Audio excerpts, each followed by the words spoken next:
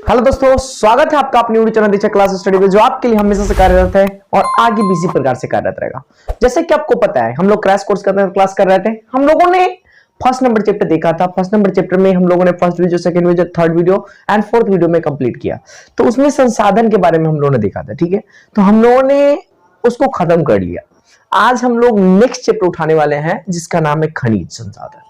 आज हम लोग कौन सा चैप्टर पढ़ेंगे? खनिज संसाधन के बारे में पढ़ेंगे। तो हम लोग का सेकंड चैप्टर चलने वाला है। तो चलिए बिना समय गवाए हुए खनिज के बारे में समझते हैं। तो खनिज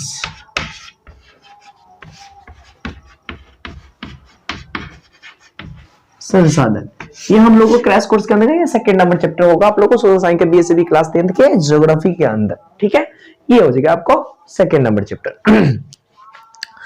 तो खनिज संसाधन। अच्छा, एक बात मैं आपसे पूछूं, सबसे पहला सवाल अगर मैं करूं कि खनिज क्या होता है, तो आप क्या जवाब दोगे? जरा सा जिन्होंने मेरे पिछले क्लासेस किए होंगे उनको ये वर्ड जब आता था, मैंने आपको बोला था कि किसी वर्ड के अगर समझना हो कि वो क्या है तो उस पर एक ही डायलॉग लगाओ। सबसे पहले तोड़ेंगे, उसके बाद जोड़ेंगे, उसके बाद बोलेंगे। डायलॉग लगाएंगे तो हमारे पास एक वर्ड मिलेगा, खन प्लस इज। खन प्लस इज मिलेगा। खन का मतलब हो गया क्या? जिसे हम खन करके निकाले। इज का मतलब कोई भी वस्तु।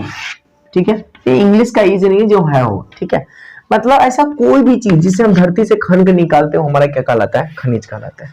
ठीक है, नॉर्मली ये बात हम समझ सकते हैं, लेकिन हमें किताबी भाषा, सॉरी क्या कहते हैं, आप यह भाषा एग्जाम में नहीं लिख सकते। अगर आपसे पूछेगा कि what do you mean by खनिज, खनिज से आप क्या समझते हो, तो आप ये परिभाषा नहीं लिख सकते। इसके लिए कुछ ना कुछ सैद्धांतिक परिभाषा चाहिए।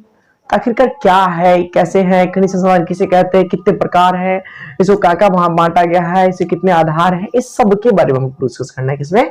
खनिज के बारे में। अगर आप लोगों से एक और सवाल मैं करूं नॉर्मली, तो मैं आप क्या खनिज की जरूरतें क्या है हमको बताइए। खनिज संसाधन हम पढ़े तो पढ़े क्यों? सबसे पहले सवाल यह मैं आपसे करता हूं, आखिरकार हमें खनिज संसाधन पढ़ने की जरूरत पड़ी। संसाधन तो हम लोग को जरूरत था भाई।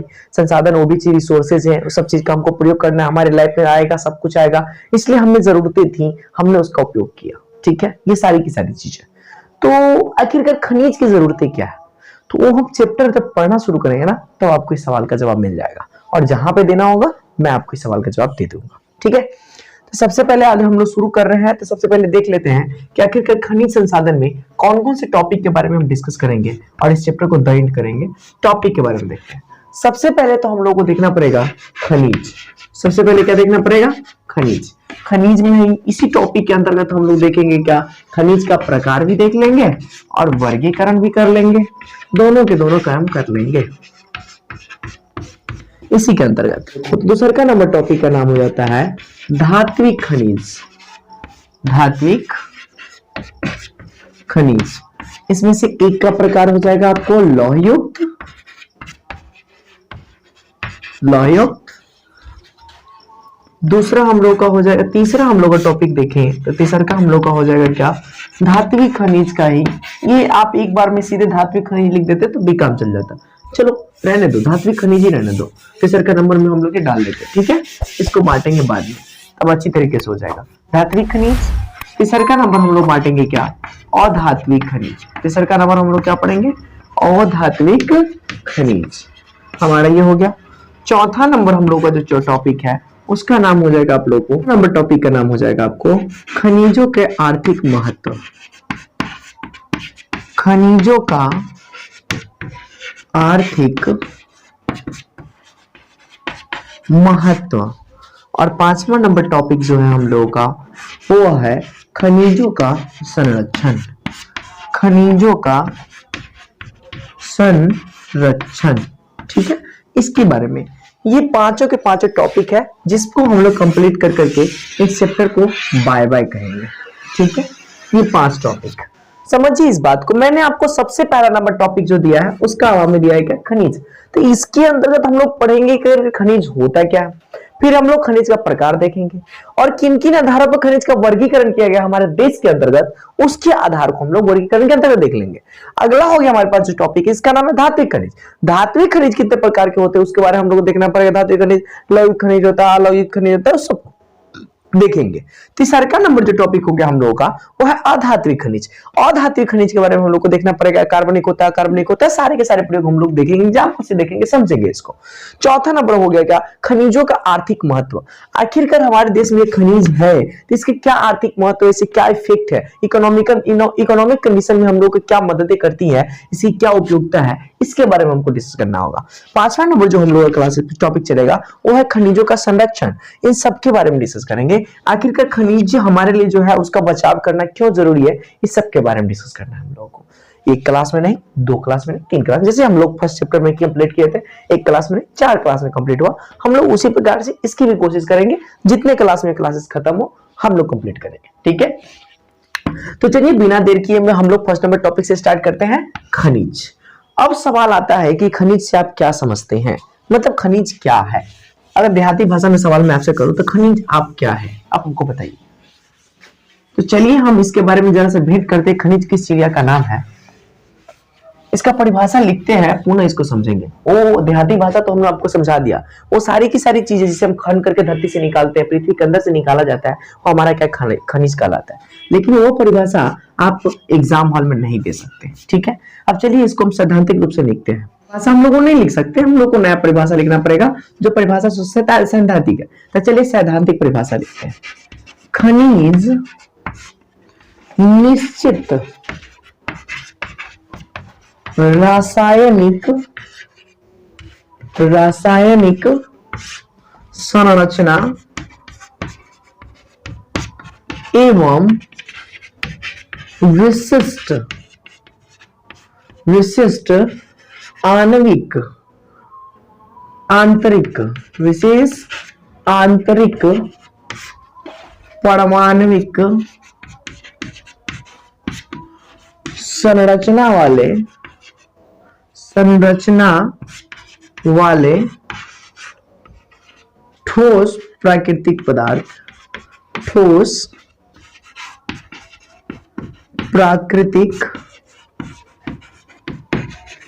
पदार्थ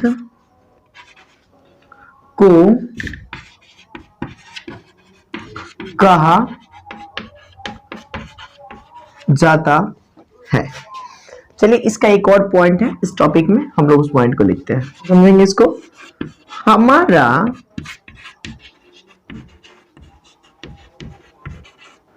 स्थल मंडल चट्टानों से बना है तथा चट्टान खनिजों के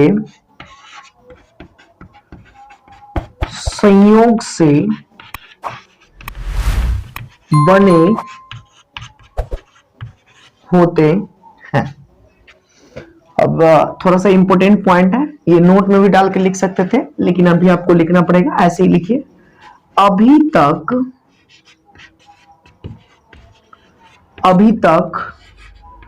2000 प्रकार के खनिज खोजे जा चुके हैं। खनिज की खोज हो चुकी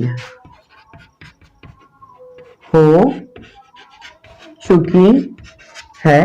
इनमें से मात्र 30 है जो आर्थिक महत्व रखते हैं। इनमें से 30 है जिनका आर्थिक महत्व है, जिनका आर्थिक महत्व है, ठीक है। अब आइए इसको समझते हैं कि यह क्या है। हमने खनिज के बारे में आपको बताया कि वो सारी की सारी वस्तुएं जिसे हम धरती से खन करके निकाल लिए, वो कुछ भी हो सकता है। अगर मैंने धरती से खन करके निकाला, अगर वो जिस रूप में है उस रूप में अगर खनिज के रूप में आया तो हमारे क्या कहलाएगा, खनिज कहलाएगा। तो वो बस कहने की बात है, बस समझने के लिए। लेकिन एक सैद्धांतिक परिभाषा अगर हम देखें तो हमारा खनिज कहता है क्या, खनिज निश्चित रासायनिक संरचना, मतलब इसका कोई ना कोई रासायनिक संरचना होना चाहिए, बॉन्ड बनाने वाला कोई ना कोई सिस्टम होना चाहिए। रासायनिक संरचना एवं विशिष्ट आंतरिक परमाणुविक संरचना। कहने का मतलब इसके अंदर आंतरिक परमाणुविक संरचना जो होता है, केमिस्ट्री आप लोग पढ़े होंगे, तो आंतरिक परमाणुविक संरचना होती है, वो कठोरता प्रदान करती है, उस संरचना वाले ठोस पर प्राकृतिक पदार्थ को कहा जाता है। कहने का मतलब देखिए, चट्टान और खनिज पदार्थ को समझिए। चट्टान कोई भी एक पत्थर हम बोल सकते हैं, बहुत बड़ा रूप में है, वो हम हो सकता है कि वो उसको हम लोग चट्टान बोल देंगे, लेकिन ये कोई जरूरी नहीं है कि सारे के सारे चट्टान खनिज हो। समझ में आ रही बात? तो खनिज जो पदार्थ है वो खनिज है, सारे के सारे चट्टान खनिज नहीं हो सकते। कुछ ऐसे चट्टान है जिनमें खनिज पाया जाता है। ये क्लास 7 के आप लोग को 3rd नंबर चैप्टर में पढ़ना था। तो खनिज निश्चित रासायनिक संरचना, विशिष्ट आंतरिक परमाणुविक संरचना वाले ठोस प्राकृतिक पदार्थ को कहा जाता है। जैसे और सेकेंड नंबर पॉइंट हमने लिखा है क्या, हमारा स्थल मंडल चट्टानों से बना है। देखिए हम लोग जो जिस पर निवास करते हैं, हम लोग जो भूमि है वो किससे निर्मित हुआ है, वो चट्टानों से निर्मित हुई है।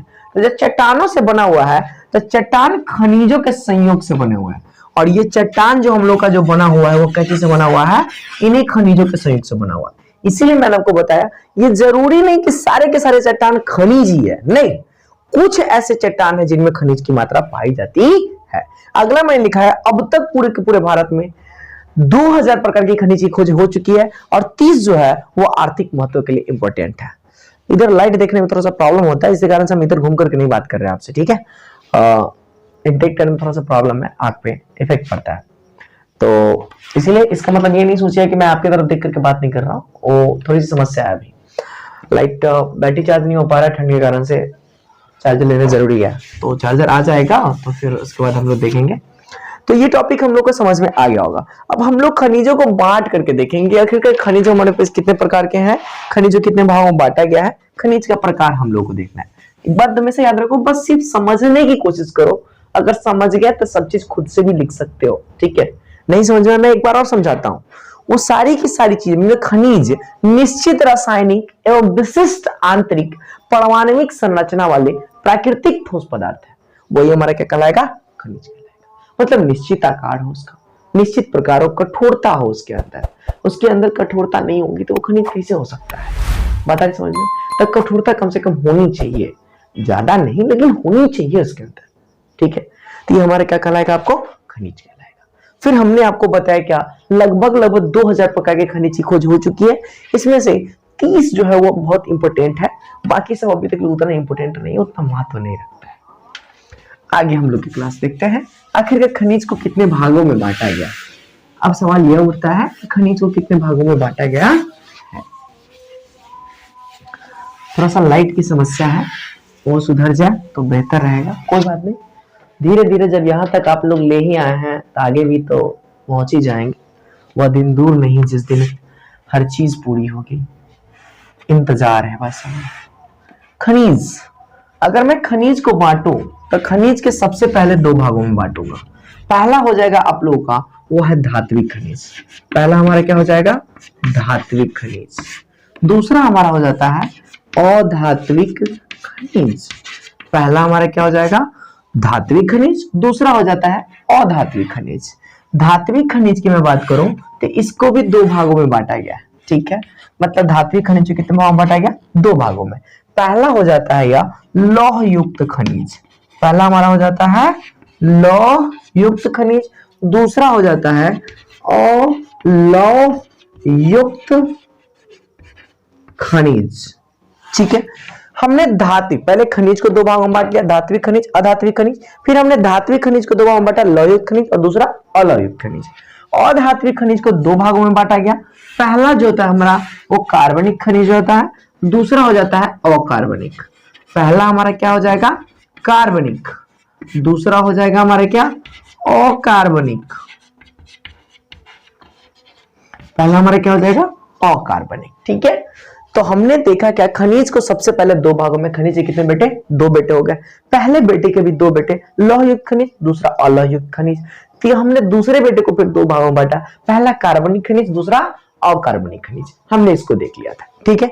अब हम लोग को इसके बारे में बारी बारी से बात करना है। अगर आपको याद हो तो फर्स्ट नंबर टॉपिक हम लोग का खनिज था, सेकेंड नंबर टॉपिक हम लोग ये डाले थे, थर्ड नंबर टॉपिक हम लोग को यह डाले गए थे, ठीक है, तो हम लोग सेकंड नंबर टॉपिक फिर उसी हिसाब से पढ़ेंगे, थर्ड नंबर टॉपिक उसी हिसाब से पढ़ेंगे। कोई अपने पॉइंट डालना है तो पॉइंट डाल सकता है, या हम जैसे पढ़ा रहे हैं जैसे लिखा रहे हैं वैसा लिख सकते हैं, क्योंकि ये एक एक का सब पॉइंट है, तो हम एक एक के सब पॉइंट में ही लिखाएंगे आपको, ठीक है, तो वो अपने हिसाब से काम कर सकते हैं। धात्विक खनिज के बारे में हम लोग को पढ़ना है, क्या क्या धात्विक खनिज क्या होता है, इसके कितने प्रकार हैं, इसके क्या क्या चीज होते हैं, इसे क्या क्यों कहते हैं धात्विक खनिज, इसके बारे में हम लोग को पढ़ना था। तो दूसरा का नंबर टॉपिक हो गया हम लोग का क्या, धात्विक खनिज। चलिए हम लोग धात्विक खनिज के बारे में पढ़ते हैं कि आखिरकार धात्विक खनिज होता क्या है। देखिए धात्विक, इस वर्ड को गौर से अगर आप देखोगे, ये वर्ड ही अपनी परिभाषा खुद बताता है, जिसमें धात्विक, इसको फिर तोड़ो ना, धातु प्लस इक, धातु प्लस एक, धात्विक, बता रहे समझ में, वैसे खनिज जिसमें धातु की मात्रा हो उसी को तुम लोग क्या बोलेंगे, धात्विक खनिज बोलेंगे। आसान सा परिभाषा है, समझ रहे बात को ना।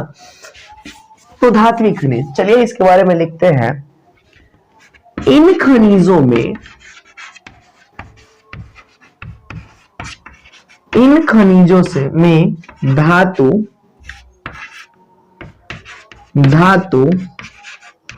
पाए जाते हैं, जैसे में एग्जाम्पल्स लौ अयस्क,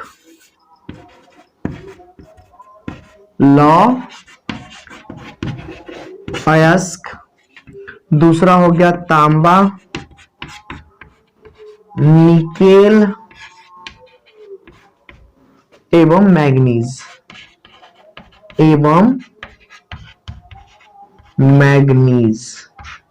ये हमारा हो गया।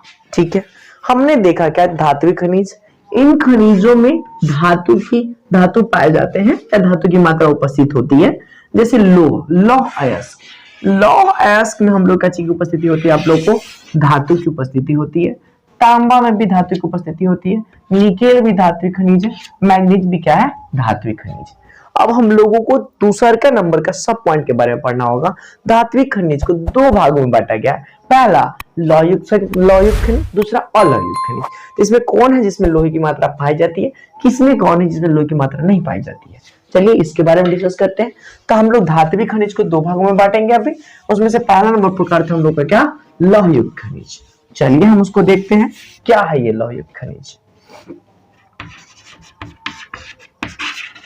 धात्विक, अब धात्विक का सब पॉइंट हमारे पास आया था क्या, अधात्विक, सॉरी लौहयुक्त खनिज।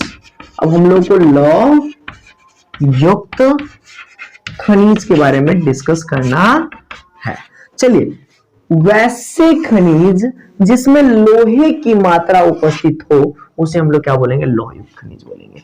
चलिए इसके बारे में लिखते हैं, जिन धात्विक खनिजों में, जिन धात्विक खनिजों में लोहे का अंश पाया जाता है, वे लौहयुक्त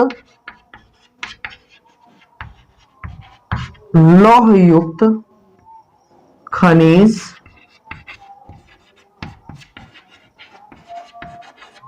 कहलाते हैं। चलिए इसका एग्जांपल्स देख लेते हैं, जैसे लौह अयस्क, मैग्नीज। ठीक है, अब ध्यान दीजिए, सबसे पहले हम लोगों ने धात्विक खनिज को देखा। धात्विक खनिज यह बताता है वैसे खनिज जिसमें धातु की मात्रा पाई जाती हो उसे हम लोग क्या बोलेंगे, धात्विक खनिज बोलेंगे। फिर हमने धात्विक खनिज को दो भागों में बांटा, उससे पहला नंबर प्रकार था हमारा लौहयुक्त खनिज, और लौहयुक्त खनिज हमारा क्या कहता है, वैसे धात्विक खनिज जिसमें लोहे की मात्रा उपस्थित हो या लोहे की मात्रा पाई जाती है, तो वही हमारा क्या कहलाएगा, लौहयुक्त खनिज कहलाएगा। एग्जांपल्स आप लोगों को याद रखना जरूरी है, जिसमें लौह अयस्क, दूसरा हो गया मैग्नीज, और भी होता है डॉट डॉट डॉट etc आप दे सकते हैं। अगला हम लोग को जो देखना था इसी के अंतर्गत वो था हमारा अलौहयुक्त खनिज। हमारा क्या था? अलौहयुक्त खनिज। ये दूसरा था हम लोगों का। चलिए हम अलौहयुक्त खनिज के बारे में पढ़ते हैं, फिर समझते हैं कि आखिरकार ये क्या है अलौहयुक्त खनिज। अलौहयुक्त खनिज वैसे खनिज, ये दूसरा का नंबर है हमारे पास, लिखिए। जिन धात्विक खनिजों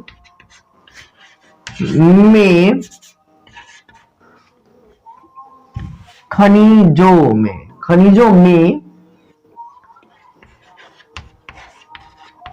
लोहे का अंश नहीं पाया जाता है, उन्हें अलौहयुक्त खनिज कहते हैं। ठीक है, इसका एग्जांपल्स देख लीजिए। सोना, चांदी, तांबा, etc। ठीक है, अब हम लोग को यह देखना है कि अलौहयुक्त खनिज जिन धात्विक खनिजों में, धात्विक खनिज का प्रकार था, धात्विक खनिज तो बोलेंगे, जिन धात्विक खनिजों में लोहे की मात्रा नहीं पाई जाती। लोहे की मात्रा, यहां पे लौह लिखा गया है, लोहे की मात्रा, लोहे की मात्रा या लोहे का अंश नहीं पाया जाता, उन्हें अलौहयुक्त खनिज कहते हैं। जैसे सोना, आपको पता है कि 22 कैरेट का सोना, 24 कैरेट का सोना मापा जाता है। 24 कैरेट सोना का आप उपयोग नहीं कर सकते हो, क्योंकि 24 कैरेट का शुद्ध सोना है तो कान में पहनोगे तो पैर तक लटक जाएगा, वो उसको मतलब फैलना शुरू कर देता है, वो लमड़ना शुरू कर देता है, इसीलिए हम इसका उपयोग नहीं कर सकते। इसमें मिश्रण करने के लिए या तो हम तांबा का प्रयोग या तो चांदी का प्रयोग करते हैं, इन सब चीजों का मिश्रण किया जाता है, तब 22 कैरेट सोना ना, 2 कैरेट आपको मिश्रण किया जाता है, तभी जाकर को मजबूत बनता है, अंतर नहीं बन सकता। तो सोना, इसमें लोहे की मात्रा नहीं पाई जाती, लोहे की मात्रा पाई जाती तो ये कठोर होते। चांदी, इसमें भी नहीं पाया जाता, तांबा इसमें भी नहीं पाया जाता। ठीक है, तो ये खनिज हमारे क्या कहलाएंगे? अलौहयुक्त खनिज। धूप में निकल पाता है ना, इसलिए चार्ज नहीं हो पाता है। अच्छा कोई बात नहीं, चार्जर खरीदा जाएगा, चिंता मत कीजिए। तीसरा का नंबर टॉपिक हम लोग का क्या हो जाएगा? अधात्विक खनिज। क्या हो गया हम लोगों का? अधात्विक खनिज हम लोग को पढ़ना है। खनिज, जैसा कि आपको पता है कि सिर्फ हम धातु की बात करें तो धातु का मतलब क्या हुआ? जिसमें धातु उपस्थित हो उसे धात्विक खनिज। अधात्विक करने का मतलब जिसमें धातु उपस्थित ना हो वैसे खनिज को हम लोग क्या बोलेंगे? अधात्विक खनिज बोलेंगे। हिंदी की दुनिया में संभवतः अ का मतलब क्या लगाना है ना, मैंने कितनी बार बता रखा है आप लोगों को। तो चलिए हम इसका पॉइंट लिखते हैं, फिर हम समझेंगे। इन खनिजों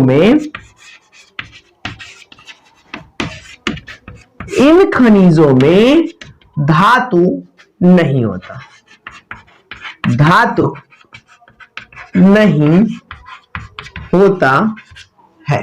ठीक है, चलिए इसका एग्जांपल्स लिखते हैं। जैसे हो गया चूना पत्थर, जैसे हमारा क्या हो जाता है? चूना पत्थर। दूसरा का हो गया अभ्रक, तीसरा का हो गया जिप्सम। इसी प्रकार से ETC आप कर सकते हैं। ठीक है, मतलब वैसे खनिज जिनमें से क्या हो? धातु उपस्थित नहीं हो, वैसे को हम लोग क्या बोलेंगे? अधात्विक खनिज बोलेंगे। जैसे चूना पत्थर, इसमें धातु उपस्थित नहीं होता। ठीक है, तो ऐसे खनिज को हम लोग क्या बोलेंगे? अधात्विक खनिज बोलेंगे। अभ्रक, इसमें भी आप लोग को धातु उपस्थित नहीं होता है, इसलिए हम लोग उसको बोलेंगे जिप्सम। जिप्सम भी हमारे पास धातु उपस्थित और उपस्थिति होती है उसके अंदर, इसीलिए हम इसको क्या बोलते हैं? अधात्विक खनिज बोलते हैं। ठीक है, आशा करते इसको समझ में आ रहा होगा आप लोग को। जिन्होंने धात्विक खनिज पढ़ा होगा उनको पूरी तरह से समझ में आ रहा होगा। जैसे उसका अपोजिट कर दो।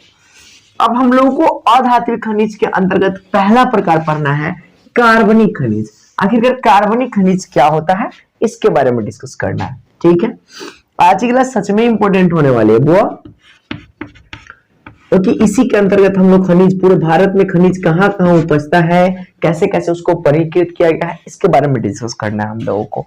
ठीक है, चलिए हमारा दूसरा नंबर है हम लोगों को ये देखते हैं। पहला हो गया हम लोग का कौन सा?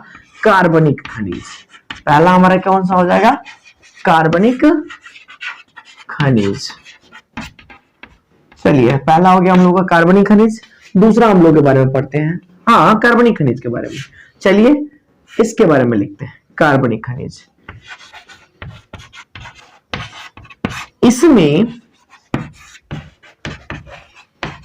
जीवाश्म होते हैं, ये धरती में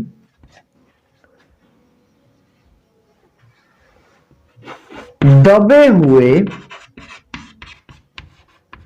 प्राणी और पादप जीवों के परिवर्तन से बनते हैं। एग्जाम्पल्स: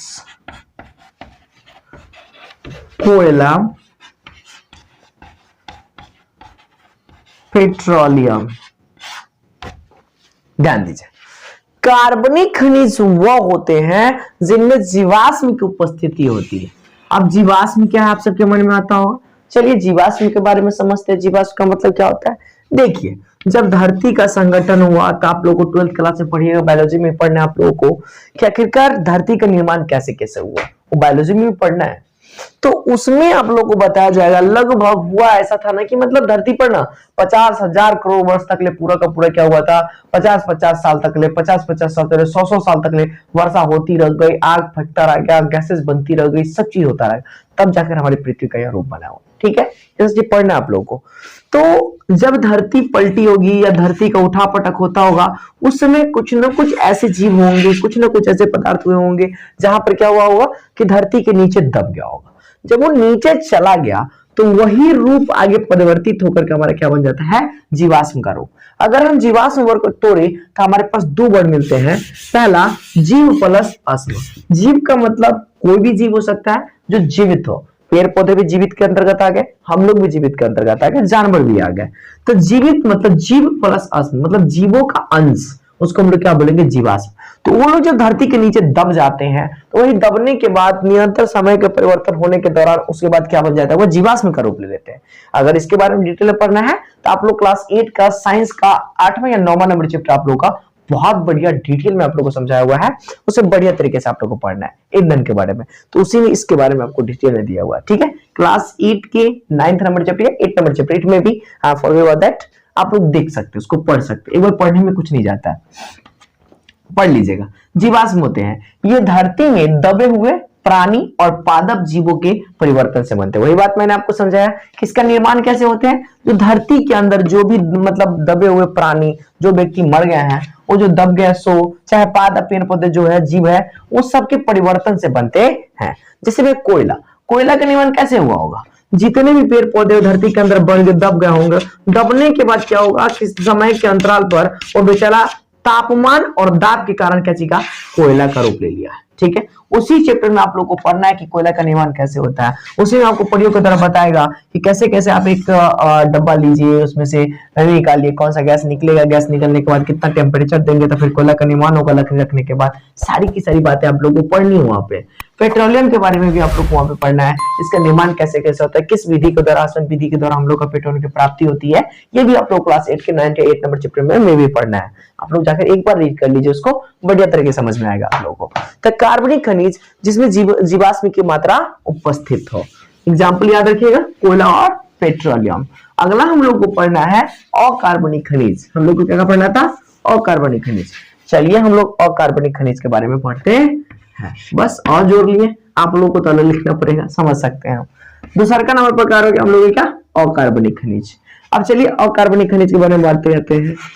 इनमें जीवाश्म नहीं होते हैं। ठीक है, इनमें जीवाश्म की मात्रा उपस्थित नहीं होती है। चलिए एग्जांपल्स की मैं बात करूं तो एग्जांपल में हम लोग का क्या हो जाएगा? अभ्रक, graphite, dot dot dot ETC। ये ऐसी कार्बनिक खनिज है जिसमें क्या चीज की उपस्थिति होती है, जीवाश्म की उपस्थिति नहीं होती है। ठीक है, ये आप लोग को याद रखना है। एग्जाम्पल में हो गया अभ्रक, हो गया ग्रेफाइट, हो गया ग्रेफाइट। एक चीज याद रखिए, ग्रेफाइट एक ऐसा है ना कि आधात्विक होते हुए भी कभी कभी ये धातु का काम करने लगता है, मतलब करंट को प्रवाहित करने लगता है। आप लोग नॉर्मली, मैं एक बात बताता हूँ, आप लोग जो पेंसिल यूज करते हो, आप लोग पेंसिल जो यूज करते हो ना, पेंसिल का वो जो कोना वाला होता है ना, जो ब्लैक वाला निकला हुआ रहता है ना, उसको आप लोग प्रयोग करके देखना। ठीक है, उसमें करंट प्रवाहित हो जाएगा। वो क्या चीज है, वही ग्रेफाइट है, वही हमारा क्या है, ग्रेफाइट है। उसमें आप लोग को करंट प्रवाहित हो जाएगा। ठीक है, तो आसानी से प्रयोग कीजिएगा।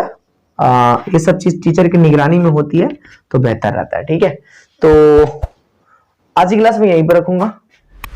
तब तक के लिए bye. Keep smiling and keep smiling. Thank you so much.